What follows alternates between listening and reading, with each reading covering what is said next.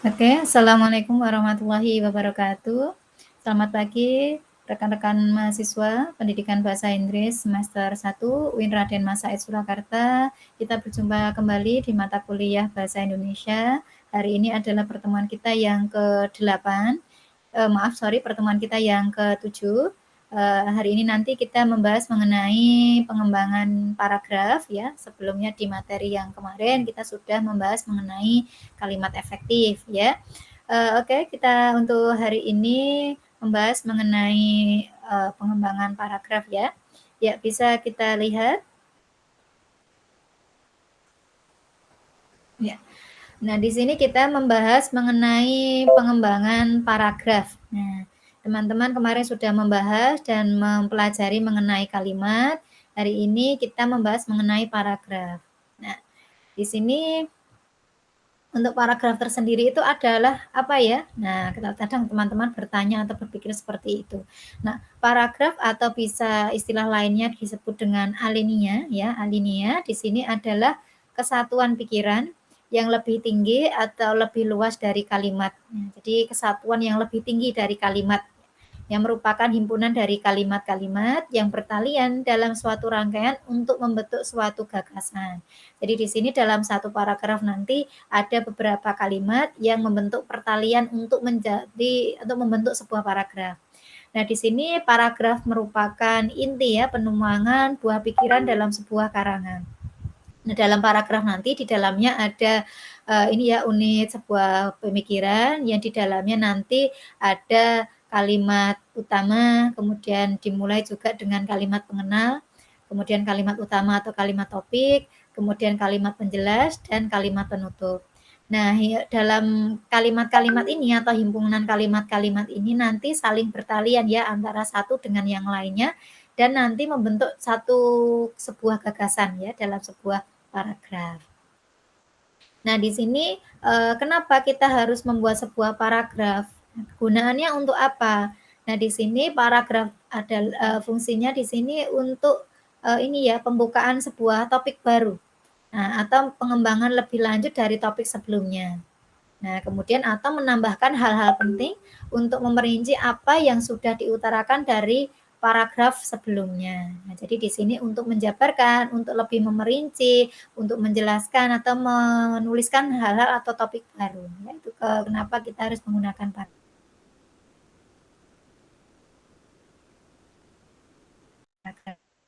Nah, kemudian untuk macam-macam paragraf sendiri, di sini ada paragraf pembuka, kemudian ada paragraf penghubung, dan nanti juga ada paragraf penutup. Nah, ini kita bahas yang pertama, ada paragraf pembuka. Di sini fungsinya sebagai apa? Paragraf pembuka ini berperan sebagai pengantar untuk agar sampai kepada masalah yang diuraikan. Nah, paragraf pembuka di sini memiliki dua kegunaan, itu untuk menarik pembaca dan untuk menjelaskan tujuan penulisan. Biasanya ada di awal ya paragraf pembuka. Kemudian paragraf penghubung, nah di sini berisi mengenai masalah yang mau dijelaskan atau masalah yang mau diuraikan. Ini berisi inti persoalan yang akan dikemukakan. Intinya ada di paragraf penghubung ini. Jadi di sini kalau dikatakan secara kuantitatif ya paragraf ini adalah paragraf yang isinya paling banyak ya, paling panjang. Jadi di sini dan saling berhubungan antara paragraf satu dengan paragraf yang lainnya. Jadi paragraf penghubung karena merupakan inti, jadi nanti komposisinya atau kuantitasnya lebih banyak daripada paragraf yang lain. Kemudian paragraf penutup. Nah, di sini kalau paragraf penutup adalah paragraf yang berfungsi untuk menutup ya atau mengakhiri sebuah karangan. Biasanya berisi simpulan dari paragraf penghubung. Dapat juga di sini berfungsi untuk menegaskan kembali hal-hal yang dituliskan atau dianggap penting dari paragraf sebelumnya atau paragraf penghubung. Jadi selain untuk menutup juga bisa berupa hal-hal yang untuk menegaskan apa yang dituliskan. Nah, kemudian syarat ya ketika kita mau menuliskan sebuah paragraf itu ada beberapa syarat. Yang pertama ada kesatuan. Nah, maksudnya bagaimana? Kesatuan satu. Jadi di sini dalam sebuah paragraf yang nanti ditulis, di sini paragraf yang dituliskan nanti tidak terlepas dari topik ya, atau topiknya relevan dengan, topik yang dituliskan. Maksudnya bagaimana? Tiap paragraf di sini hanya mengandung satu gagasan pokok atau suatu topik ya dalam sejumlah gagasan pengembang. Jadi di sini ketika kita menuliskan sebuah paragraf, itu hanya ada satu di sini ya yang menjadi, gagasan pokok, kemudian yang lainnya adalah gagasan pengembang.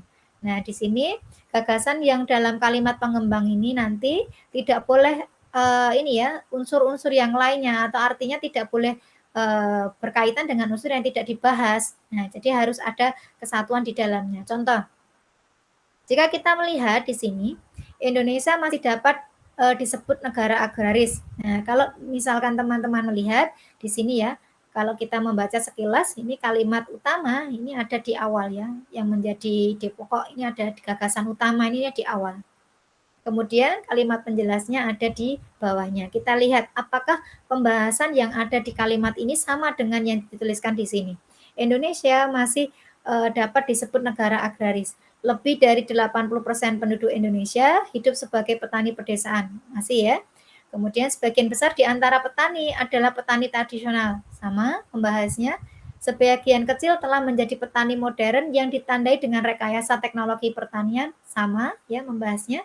Kelompok yang terakhir itu telah mendapatkan dan memanfaatkan perkembangan teknologi pertanian. Nah, jadi di sini yang dimaksud kesatuan adalah hanya ada satu gagasan pokok dan kalimat-kalimat yang lain yang dituliskan di sini atau kalimat penjelasnya ini memiliki ini ya pikiran yang sama dengan yang dituliskan di ide pokok. Jadi tidak boleh berbeda ya, harus sama. Maksudnya begitu. Yang kedua, setelah kesatuan nanti ada kepaduan atau koherensi. Nah, maksudnya bagaimana kepaduan atau koherensi? Di sini, koherensi ini berarti keserasian hubungan antar kalimat, ya. Kalau kesatuan tadi di dalam, ini ya paragraf, kalau ini antar kalimat dalam paragraf. Ya, jadi di sini satu paragraf bukanlah merupakan kumpulan atau kumpulan kalimat yang masing-masing berdiri sendiri, akan atau terlepas, tetapi dibangun oleh kalimat-kalimat yang mempunyai hubungan timbal balik. Jadi kalimat-kalimatnya saling berkaitan antara satu dengan yang lainnya. Sehingga ketika pembaca atau orang membaca dapat mudah ya, dapat mengikuti dengan mudah apa yang dituliskan oleh penulis. Ya. Oke, sekarang kita ini ya, kita lihat. Nah, di dalam koherensi sendiri itu nanti ada unsur pembangun ya. Jadi ada 4, ada repetisi atau, repetisi kata kunci artinya ada yang diulang ya, kata yang diulang itu nanti seperti apa yang menjadi kata kunci. Kemudian ada kata ganti, ada kata penghubung, kemudian ada urutan isi paragraf ya, bisa urutan waktu, sebab akibat sebab, umum khusus, proses, dan lain-lain. Nah, kita lihat sekarang contoh yang koherensi. Nah, kita lihat pada waktu itu, tenaga manusia merupakan sumbangan utama yang sangat dibutuhkan dalam program pembangunan kerajaan Romawi. Nah, di sini tenaga manusia, nah ini diulang ya, tenaga manusia, kemudian yang ini kata penghubung, yang puluhan ribu jumlahnya diorganisasi secara rapi untuk membuat jalan, saluran irigasi, ataupun gedung-gedung yang penting. Nah, ini ya urutannya, urutan tempat. Dengan tenaga manusia diulang kembali repetisi kata kunci, dijalankanlah mesin-mesin pengangkat barang dan benda-benda berat, pemompa air, penggerak perahu, dan sebagainya. Pendek kata, tenaga manusia di sini direpetisi atau diulang kembali menjadi sumber energi utama. Jadi di sini tadi ya ada repetisi, ada kata ganti, ada kata hubung, ada urutan isi paragraf. Nah, kalau kita melihat pada waktu itu, nah di sini masuk ke dalam urutan waktu. Ya, nanti bisa teman-teman baca kembali. Kemudian setelah tadi ya ketiga di sini ada kelengkapan, lengkap. Nah, maksudnya bagaimana? Suatu paragraf dikatakan lengkap jika berisi kalimat-kalimat penjelas yang cukup untuk menunjang kejelasan kalimat utama atau kalimat topik. Nah, sebaliknya, suatu paragraf dikatakan tidak lengkap jika tidak dikembangkan atau hanya diperluas dengan pengulangan-pengulangan. Contoh, ini ya. Jadi kita lihat di sini, suku Dayak tidak termasuk suku yang suka bertengkar. Mereka tidak suka berselisih atau bersengketa. Nah, ini tidak lengkap ya karena di sini hanya menjelaskan suku Dayak itu saja tanpa menjelaskan dengan, ini ya, dalam sebuah paragraf yang komplit atau yang lengkap. Nah, sekarang kita lihat contohnya. Bandingkan dengan paragraf ini ya, kalau yang tadi. Coba bisa teman-teman lihat.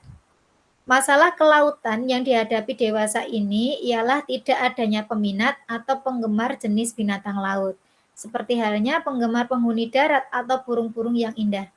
Tidak ada penyediaan dana untuk melindungi ketam, kenari, kina, atau tiram mutiara sebagaimana halnya untuk panda dan harimau. Jenis makhluk laut tertentu tiba-tiba punah sebelum manusia sempat melindunginya. Tiram raksasa di kawasan Indonesia bagian barat kebanyakan sudah punah. Demikian halnya dengan kepiting kelapa dan kepiting begal yang biasa menyebar di pantai barat Afrika sampai bagian barat Laut Tengah, kini hanya dijumpai di daerah kecil yang terpencil. Dari mana dana dapat diperoleh untuk melindungi semua ini? Nah, jadi kita bandingkan dengan kalimat sebelumnya tadi.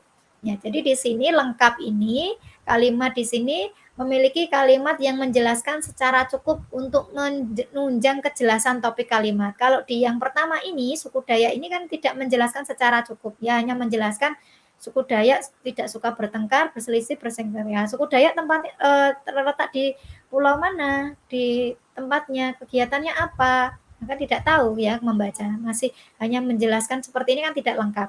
Nah, kalau paragraf yang ini ya selanjutnya tentang kelautan ini jelas ya hal-hal yang berkaitan dengan binatang laut dijelaskan secara gamblang. Nah, ini ya dimasuk dalam kelengkapan. Nah, itu tadi syaratnya. Kemudian selanjutnya ini ada macam-macam paragraf berdasarkan letak kalimat utama ya yang menjadi kalimat utama. Ada 5. Ini ada paragraf deduktif itu di awal ya. Jika kalimat utama nanti terletak di awal paragraf. Kemudian nanti dilanjutkan atau diikuti dengan atau oleh kalimat-kalimat penjelas nih. Kemudian yang kedua, paragraf induktif ini kalimat utama terletak di akhir paragraf ya. Awalnya adalah kalimat penjelas, kemudian kalimat utamanya berada di akhir. Paragraf campuran ini kalimat utama ada di awal dan di akhir ya, kemudian di tengahnya nanti ada berupa kalimat penjelas. Kemudian kalau paragraf ineratif, ini paragraf yang kalimat utamanya terletak di tengah-tengah paragraf. Nah, ini nanti teman-teman bisa berlatih ya nanti untuk membuat ini. Kemudian paragraf penuh, ini yang keseluruhan kalimatnya adalah kalimat utama atau tanpa kalimat utama. Biasanya ini terdapat paragraf deskripsi ya, mendeskripsikan sebuah tempat atau naratif menceritakan ya, mendeskripsikan. Kalau Anda misalkan mendeskripsikan ruangan atau tempat Anda belajar, nah itu masuk nanti bisa ke dalam paragraf penuh. Ya.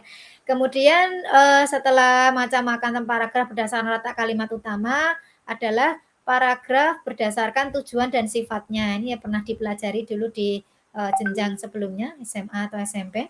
Ada argumentasi ya, ini berkaitan dengan argumen.